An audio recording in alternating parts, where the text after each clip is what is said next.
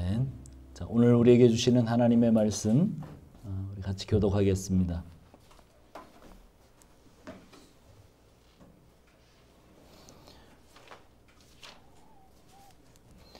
사도행전 2장 22절부터입니다. 22절부터 36절까지 같이 교독하겠습니다.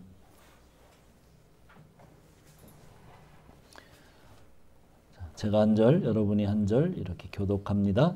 이스라엘 사람들아, 이 말을 들으라. 너희도 아는 바와 같이 하나님께서 나사렛 예수로 큰 권능과 기사와 표적을 너희 가운데서 베푸사 너희 앞에서 그를 증언하셨느니라. 그가 하나님께서 정하신 뜻과 미리 아신 대로 예전 바 되었기 때문에 너희가 보고 있는 자들의 손을 들려 보아 주셨으나 하나님께서 그를 사망의 고통에서 풀어 살리셨으니 이는 그가 사망에 매여 있을 수 없음이라. 다윗이를 가르쳐 이르되 내가 항상 내 앞에 계신 주를 배웠으며 나로 요동하지 않게 하기 위하여 그가 내 우편에 계시도다. 그러므로 내 마음이 기뻐하였고 내 혀도 즐거워하였으며 내 육체도 희망에 거하리니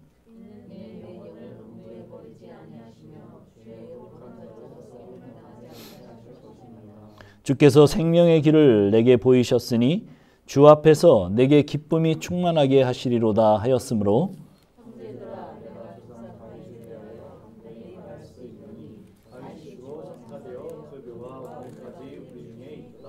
그는 선지자라. 하나님이 이미 맹세하사 그 자손 중에서 한 사람을 그 위에 앉게 하리라 하심을 알고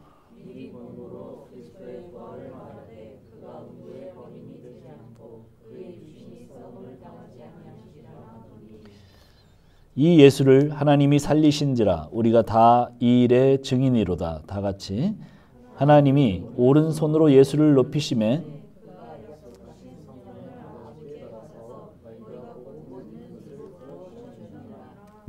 끝까지 36절까지 다 같이 하겠습니다.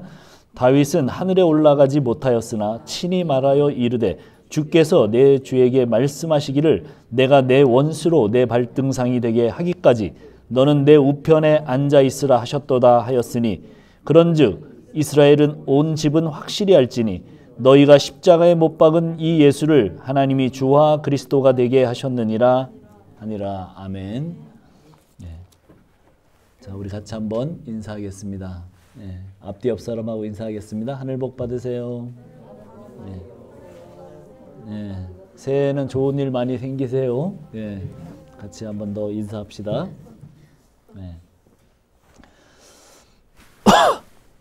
감사합니다. 자, 우리가 지난주 조금 생각을 해봅시다. 심판의 날에 주의 이름을 부르는 자는 구원을 받는다고 했습니다. 그렇죠? 심판의 날. 그래서 그 말세가 언젠가, 그 말세는 예수님이 이 땅에 오신 바로 그때부터 말세고, 그 말세에는 주의 이름을 부르는 자는 구원을 받는다. 그렇게 말씀하셨습니다. 그런데 베드로가 인용한 구약 요엘서 2장 32절 원문에는 어떻게 되어 있냐면 누구든지 여호와의 이름을 부르는 자는 구원을 받으리라. 그렇게 기록하고 있습니다. 자, 뭐가 달라요? 자, 지금 베드로가 인용한 것과 그 다음에 원래 원문 요엘서가 뭐가 다른 거죠? 여호와와 주가 달라요. 그걸 잘 봐야 됩니다. 사도행전 2장 21절에는 여호와의 이름이 주의 이름을 부르는 자로 바뀌어요. 자, 우리는 흔히 주의 이름을 여호와로 생각하는 경향이 있어요. 그래서 여기에 주도 우리는 그냥 여호와 하나님 이렇게 생각할 겁니다. 그러나 베드로는 주의 이름은 2장 36절에서 밝힌 것처럼 예수님이 주와 그리스도가 되셨다고 그렇게 말합니다. 그러니 주의 이름은 당연히 예수 그리스도를 가리키는 거예요. 베드로가 오순절 성령이 임하자 무엇을 깨닫냐 하면 여호와 하나님이 예수님이라는 사실을 깨달아요. 베드로는 지금 오순절에 예루살렘에 모인 유대인들에게 여러분, 우리 유대인들이 그토록 믿어왔던 그 예수와 하나님이 바로 예수님입니다. 그 여호와와 하나님이 바로 예수님입니다. 그래서 지금 오순절 성령이 임한 제자들은 십자가에 죽은 예수가 하나님이십니다. 이렇게 하나님의 큰 일을 말했다는 거예요. 그것도 지금 그 디아스포라 유대인들이 오순절에 와서 지금 그 오순절을 지키기 위해서 왔잖아요.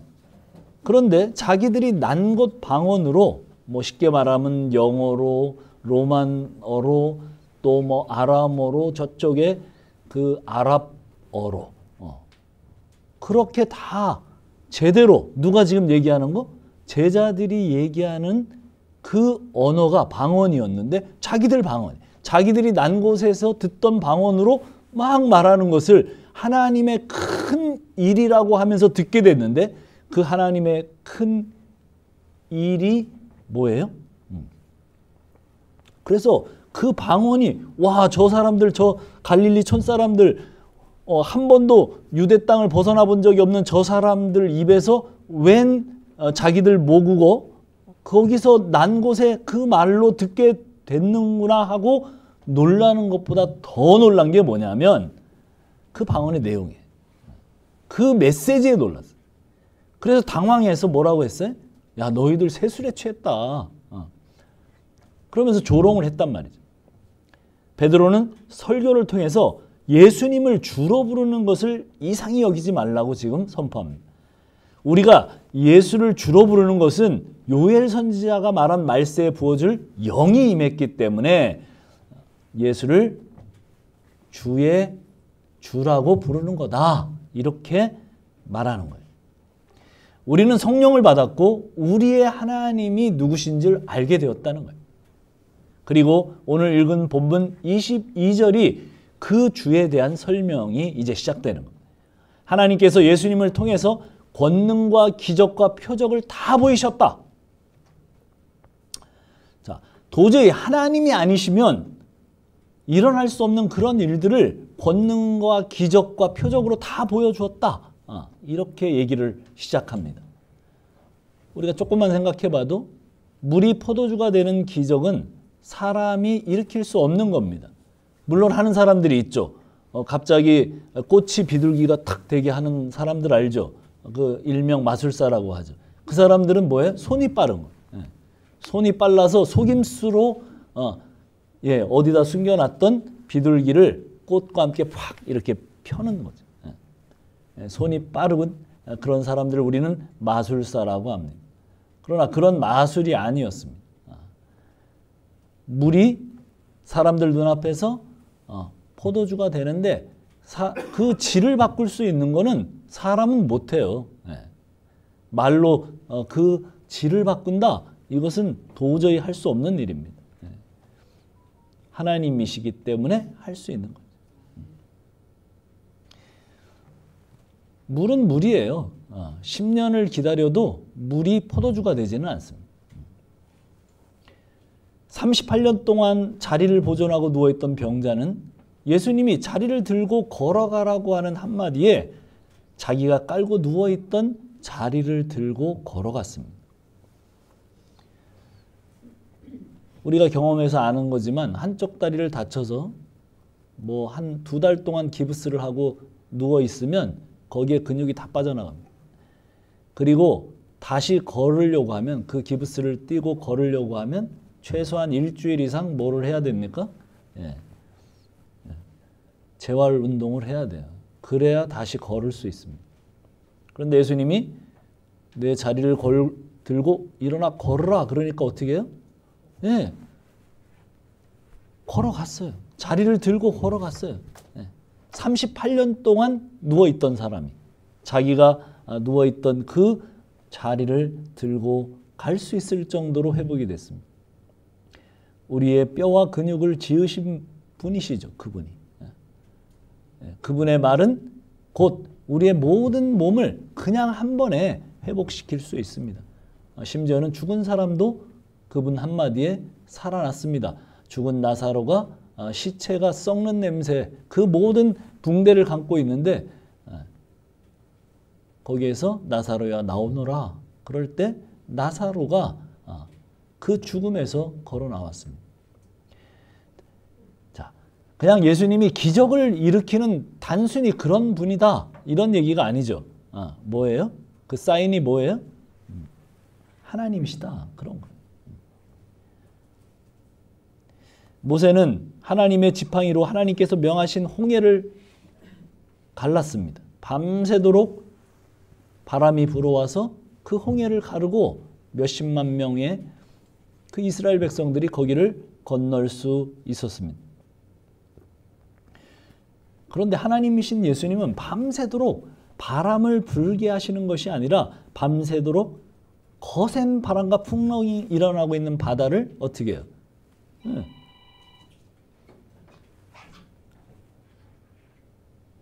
가르고 자시고 할 것도 없이 그 물을 밟고 섰습니다. 그리고 한가운데서 풍랑과 싸우며 사투를 벌이고 있던 제자들에게 물을 밟고 걸어오셨습니다. 그는 풍랑도 다스리는 하나님, 자연을 만드신 하나님이십니다. 이 모든 것들은 몇 사람만 체험을 했어요. 그렇죠? 그렇게 38년 동안 자리를 보존했던 사람도 한 사람이고, 물론 그 주위에 몇 사람이 봤습니다만은, 뭐 몇몇 사람, 자기가 실제로 경험한 사람은 그 제자들 몇, 또 그 사람, 병자 한 사람, 이런 거예요. 그런데 오병리의 기적은 예수께서 물고기 2마리로 떡 5덩이를 축사하고 나누어 주시면 자기들 손에서 계속 불어나는 놀라운 정말 기적을 거기에 최소 2만 명 이상이 경험을 합니다. 그래서 그들이 그 반응으로 바로 예수님을 왕으로 옹립시키려고 했던 거예요. 그러나 이 모든 기적과 권능은 예수님이 하나님이시라고 하는 표적, 사인입니다. 그럼에도 사람들은 자신들의 소원과 꿈을 성취하는 것으로 그 모든 기적을 바라보았고 그 기적을 다시 일으켜달라고 예수님을 쫓아다녔습니다.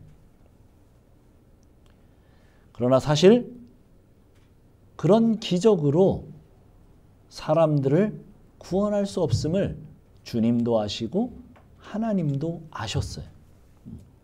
하나님 아버지의 그 창세전 계획은 죄로 인해 사망의 길로 가고 있는 그들을 어린 양이 되어 피의 제사를 드림으로 하나님의 백성들의 죄를 사하고 그들을 사망에서 건지는 계획이었어요. 자, 오늘 읽은 우리 23절은 이렇게 말씀합니다. 그렇게 하나님께서 정하신 뜻과 미리 아신 대로 십자가에서 내어주신 바 되었다. 베드로는 이렇게 설교합니다. 바울은 에베소 1장 7절로 10절에 그 말씀을 이렇게 다시 한번 주의를 합니다. 한번 볼까요? 에베소서 한번 넘어가 봅시다. 요건 기니까 우리가 같이 1장 7절로 10절을 합독합시다. 에베소서.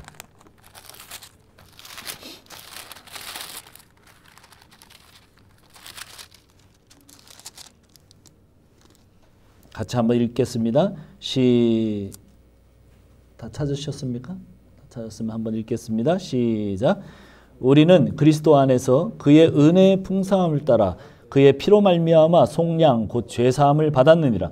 이는 그가 모든 지혜와 총명을 우리에게 넘치게 하사 그 뜻의 비밀을 우리에게 알리신 것이요 그의 기뻐하심을 따라 그리스도 안에서 때가 찬 경륜을 위하여 예정하신 것이니 하늘에 있는 것이나 땅에 있는 것이 다 그리스도 안에서 통일되게 하려 함이라.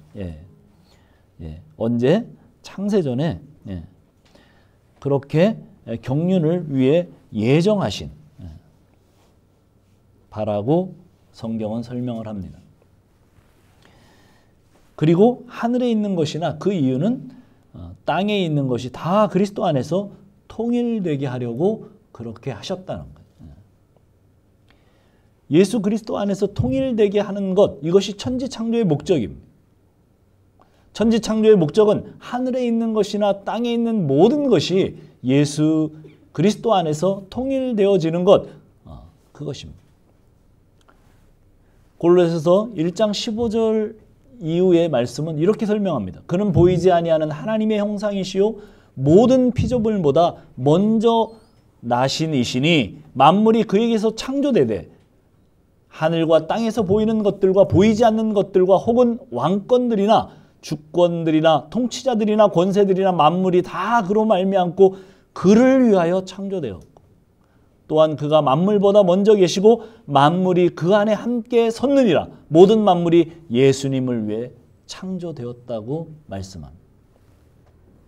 그리고 예수님이 창조하셨다고 말씀합니다. 그러나 모든 만물이 사람들을 위해 창조되었다고 생각하는 그리스도인들이 많아요. 제가 성경 공부를 같이 하던 자매가 그렇게 성경을 많이 읽었는데도 불구하고 왜 이런 구절을 보지 못했는가 이렇게 반문하는 이야기를 들었습니다. 이 구절들을 보면서 이 말씀이 정말 새롭게 와 닿았다고 그렇게 고백했어요.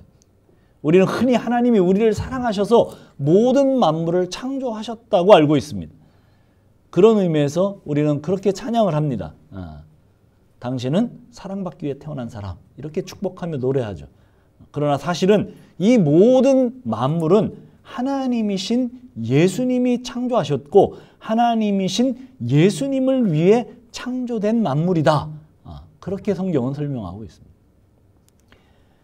그러면서 그 얘기가 24절 이렇게 이제 나가죠.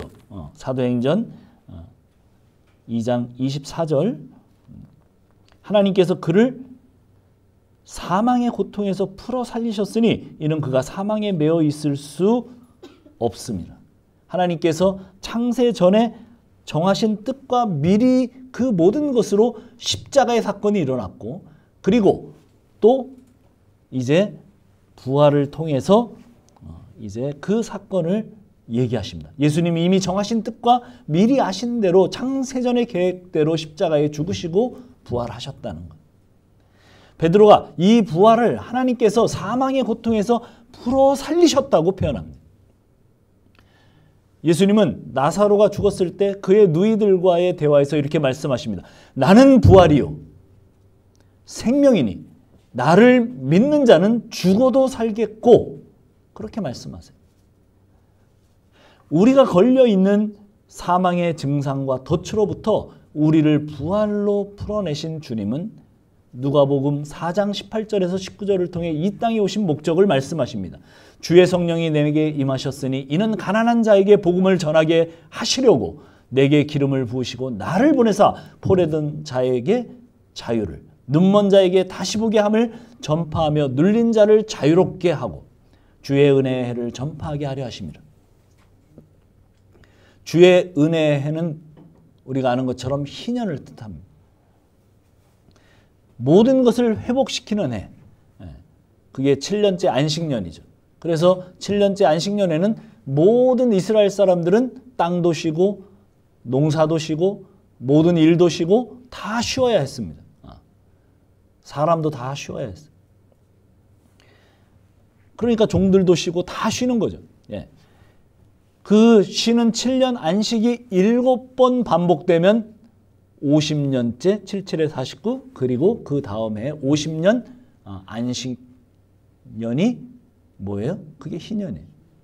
그 희년에는 이제 그냥 쉬는 게 아니라 뭐 노예로 잡혀있던 사람, 종으로 있던 사람 모든 사람들을 다 풀어줍니다.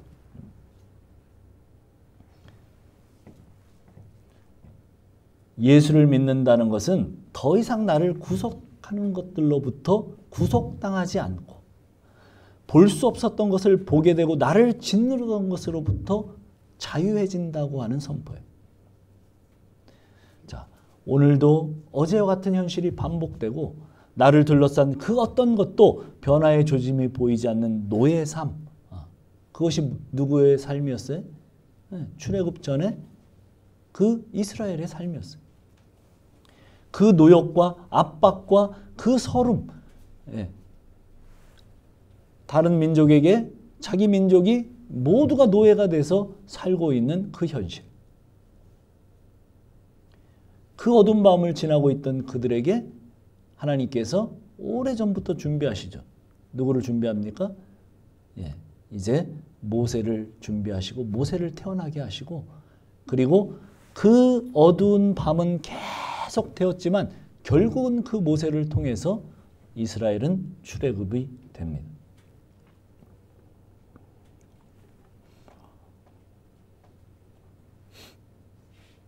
오늘 이 세상도 비슷합니다. 공중권세를 잡은 마귀의 세상에서 어제가 오늘이고 오늘이 또 그 똑같은 지루한 날들의 반복이, 그 어떤 변화의 조짐도 보이지 않는 듯한 절망이 감싸고 있는 그 모든 시점을 지나는 것 같아요. 오늘 우리 취준생들은 그런 거죠. 열심히 준비해서 시험을 보고 면접을 봤는데 또 떨어져요. 또 어제가 오늘이고 오늘이 내일이고 또 준비를 해야 돼요. 또 공부를 합니다. 또 시험을 봐요. 뭐 또 면접을 봐요. 그래서 합격을 했어요. 어떤 사람은 합격을 했어요. 들어가서 일을 해보니까 지옥이에요. 그렇게 열심히 준비해서 들어갔는데 지옥입니다. 그래서 그 회사를 또 박차고 나옵니다. 그런 일들이 우리 가운데 생겨지죠. 뭔가 묶여 있어요. 뭔가 답답합니다. 뭔가 계속되는 지루함이 계속돼요. 그래서 우리 신자들은 이 주일날 와서 하나님의 말씀을 들을 때 와, 정말 그 자유로 풀어주신 그 자유가 무엇인지를 숨쉬게 된다, 그런 얘기. 물론 개인적으로도 한 주간 살아가면서 그런 일들이 있기는 하지만 본격적으로 여기 모여서 그 사망의 덫을 풀어 놓으신 주님의 그 감격을 숨쉬게 되고 맛보게 되는 거예요. 그때 주님의 십자가가 준비되어지고 부활로 우리의 사망의 덫을 풀어 놓으셨습니다. 그것이 오순절 성령이 임한 직후에 베드로가 지금 설교하는 바로 그 설교의 핵심입니다. 성령 충만한 사람은 하나님께서 모든 의미에서 사망으로 풀어놓은 그 행위를 보고 믿고 그 현실을 살아가는 사람. 사실 우리는 가장 가까이 있는 사람, 또 가족, 친구, 사랑하는 사람들, 내 분신과 같이 사랑하는 사람도 죽음으로 그 마지막이 격리됩니다. 그러나 그 순간에도 우리는 독생자를 통한 사망의 풀어주심으로 함께 하심으로 우리는 주님과 같은 그 부활을 감격적으로 맞이하게 될 겁니다. 그 하나님이 우리 호흡이 다 할 때까지 이 세상을 살아가는 동안에 그렇게 죽음을 극복시키고 사망에서 자유를 주신 주님께서 왜 이 땅을 살아가는 그 모든 정황에서 모든 덫으로부터 우리를 풀어주시지 않겠습니까? 이미 가장 큰 것을 풀어놓으셨는데 우리 삶의 그 자잘자잘한 것들을 왜 풀어놓으시지 못하고 않겠습니까? 여러분, 우리를 짓눌러 오는 것들이 뭐예요? 그럴 겁니다. 여전히 답답함과 이 현실 속에서 절망감이 있을 거예요. 그러나 절망하지 맙시다. 가난한 자, 포로된 자를 해방시키기 위해서 이 땅에 오신 하나님, 그 예수 주님을 우리가 믿읍시다. 우리를 풀어서 사망의 덫으로부터 해방시킨 하나님께로 우리 시선을 고정시키십시오. 예수님은 하늘 보좌를 버리시고 종의 모습으로 오셔서 죽음의 자리까지 내려가셨다가 하늘 보좌 우편에 앉아 계셔서 성령을 부어주시는 분이 되셨다고 오늘 베드로가 다윗을 통해서 예증하면서 설교하고 있어요. 다윗이 어떤 사람이에요? 그렇죠. 유대인들은 껍복 죽습니다.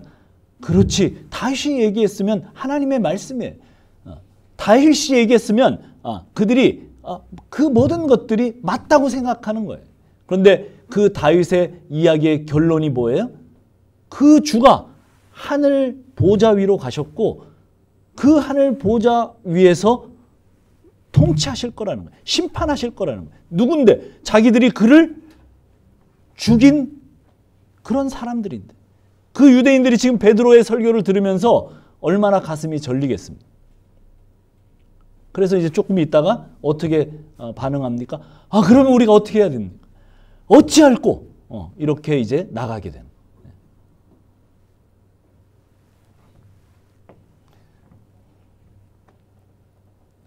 베드로는 십자가에 못 박힌 예수를 주와 그리스도가 되게 하셨다고 말씀합니다. 우리가 믿는 믿음은 성령이 임한 사람은 예수를 주와 그리스도로 믿게 돼요. 주와 그리스도. 무슨 말이에요? 하나님과 구원자로 믿는다는 거예요. 오늘 계속 예수가 하나님이라고 베드로가 밝히잖아요. 예수님이 하나님이고 구원자이심을 믿는. 여러분 하나님이면 어떻게 해야 됩니까? 물론 구약은 율법대로 그 하나님을 섬겼지만 그래도 거기에 뭐라고 모세가 얘기를 하냐면 너희의 온 마음과 온 성품과 온 힘을 다하여 하나님을 섬기라고 그렇게 말합니다. 그렇게 섬겨야 될 대상이 누구라고요? 그렇게 우리가 바라봐야 될 그 하나님이 누구라고요? 예수님이라. 여러분 예수를 그렇게 믿습니까? 그렇게 온 마음과 온 정성과 온 힘을 다하여 바라보는 그 예수의 말씀을 우리가 어떻게 해야 됩니까? 따라야죠. 그것을 깊이 생각하고 우리가 실천하려고 살아야죠. 그게 예수가 주가 되시고 하나님이 되셨다는 의미입니다. 왕이 되셨다는 의미입니다. 나의 왕이 시키는 대로, 나의 왕이 이끄시는 대로, 나의 왕이 하고자 하는 그대로 우리가 어떻게 해야 돼요? 왕의 말씀 앞에 왕이 말할 때 거기에 토를 단다거나 예전에는 그 왕정 시대는 어때요? 거기에 반기를 들면 그냥 사형이에요, 사형. 구약도 그런 의도로 말씀하죠. 예수가 그런 왕이세요. 우리의 왕이 되셨다니까요. 그래서 그분이 우리에게 말씀하시는 말을 우리가 그렇게 살아야 돼요. 그게 예수를 믿는 겁니다. 그 왕, 그런데 그분은 구세주세요. 피를 흘리시고 우리를 대속해서 대속 제물이 되셔서 죽으신 바로 그 구세주십니다. 그 구세주와 왕으로, 그 구세주와 하나님으로 우리가 믿는 거예요. 그렇게 지금 베드로가 말하고 있는 거예요. 그 이야기는 그때부터 지금까지 유효합니다. 오늘 우리가 어떻게 예수를 믿고 있습니까?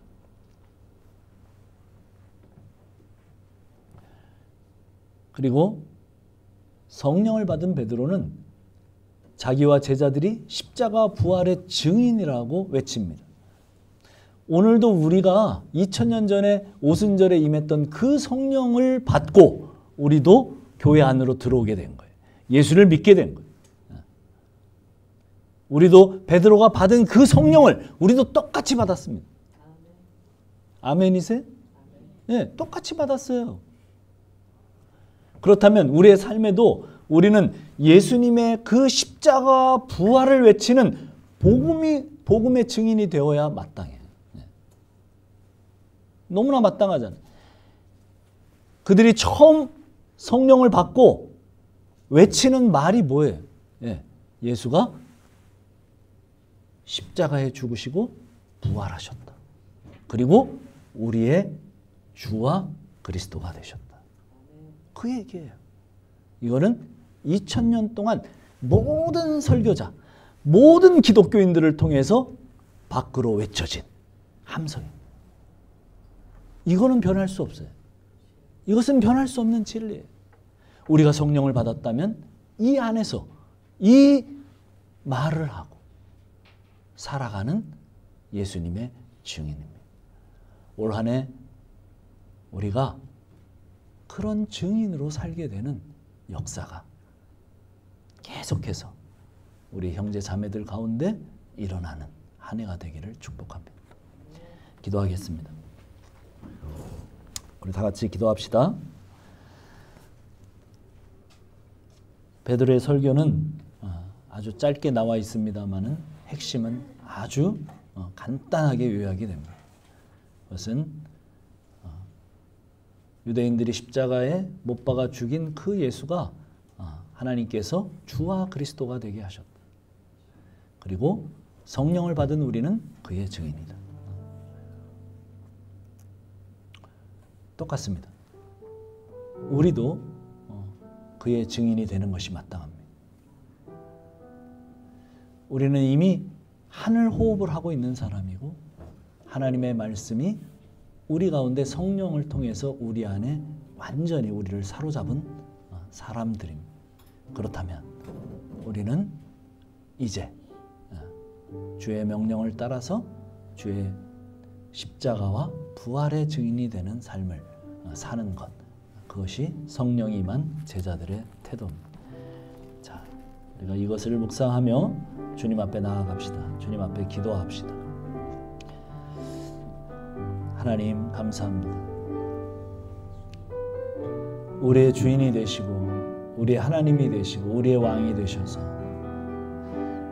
우리의 구세주가 되셔서 우리로 그 말씀대로 살게 하시는 하나님의 역사를 이제 꿈꾸게 하시고 하나님 일하셔서 오늘 우리에게 주시는 그 말씀을 따라 우리의 자신이 진정한 주님의 제자인가를 돌아보게 하시고 성령 받은 하나님의 사람으로서 정말 나의 주와 그리스도가 되셨는지 그리고 그것을 따라 계속해서 주의 증인으로 살고 있는 것인지 다시 한번 우리를 돌아보게 하시고 우리를 새해 다시 한번 결심하고 결단하는 귀한 시간이 될 수 있도록 도와주시옵소서. 우리는 주를 믿고 주의 제자 되기를 소원하는 사람들임이 틀림없을 것입니다. 그리고 그 주님을 예배하고 그 주님의 뜻대로 살기를 간절히 원하는 사람들로서 여기에 서 있을 것입니다. 그렇다면 오늘 우리가 성령이 임한 그 첫 설교, 베드로의 그 첫 설교에서 나온 요약처럼 우리가 우리에게 주와 그리스도가 되게 하신 그 분을, 그 복음을 증인으로 살 수 있도록 주여 도와주시고 함께 하시기를 원합니다. 십자가 부활의 증인이 되어 우리가 우리의 삶의 주변에 복음을 증거하고 영혼들을 깨우는 자들이 될 수 있도록 주여 도와주시옵소서. 감사합니다. 예수님의 이름으로 기도합니다. 찬양 드리고 축도함으로 예배를 마치겠습니다.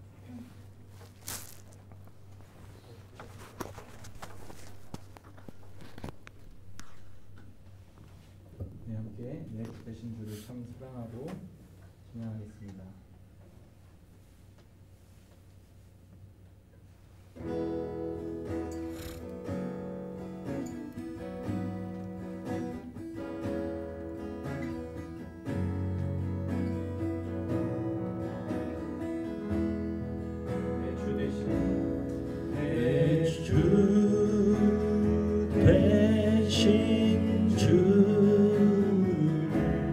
참 사랑합니다.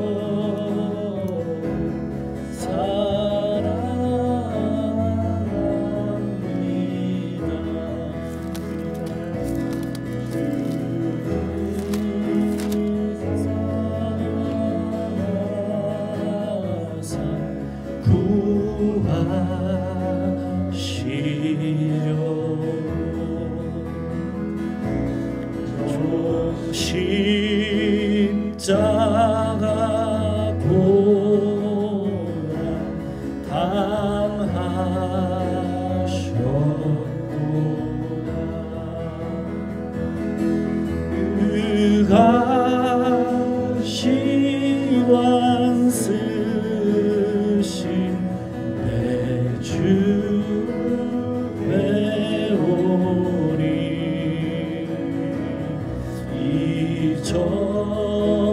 이전보다 더욱 사랑합니다.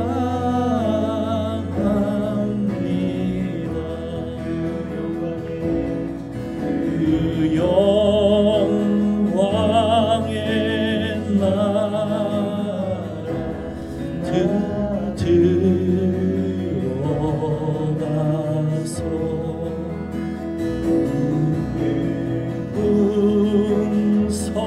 풍성한 늘 감사하리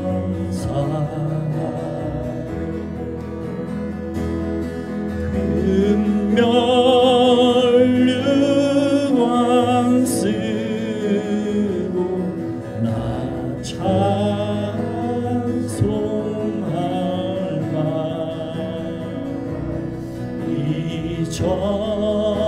이전보다 더욱 사랑 내 주 대신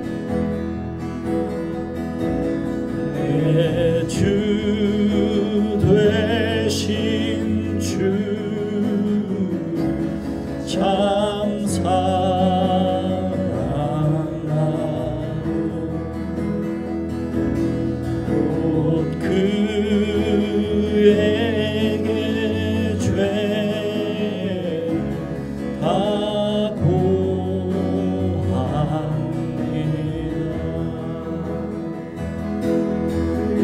그는 해를 주신 예수시니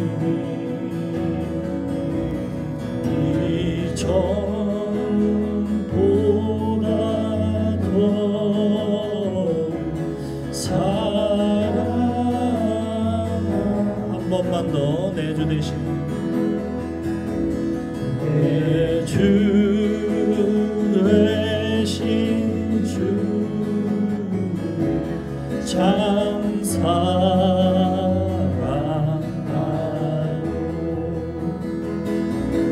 곧 그에게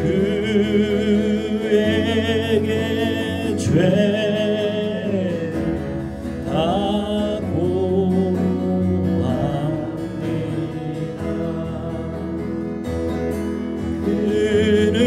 그는 해를 주신 예수시니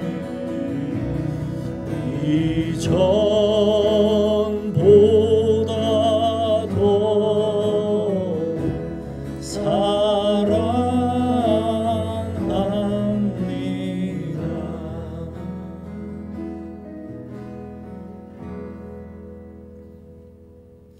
우리를 좁혀오는 각박한 세상에서 어제가 오늘 같고 또 오늘이 어제 같은 반복되는 그런 나날들 속에서 소망이 없어 보이고 절망하게 만드는 그 짓눌러 오는 압박 속에서 그럼에도 불구하고 사망을 풀어놓으신 그 주님의 부활, 그리고 우리의 생명을 살리기 위해서 죗값을 치르신 십자가, 이 모든 것을 또 묵상하며 우리 같이 모여 주님의 이름을 찬양할 때 하늘 호흡이 우리에게 새 생명과 새 힘을 주심을 믿고 감사합니다.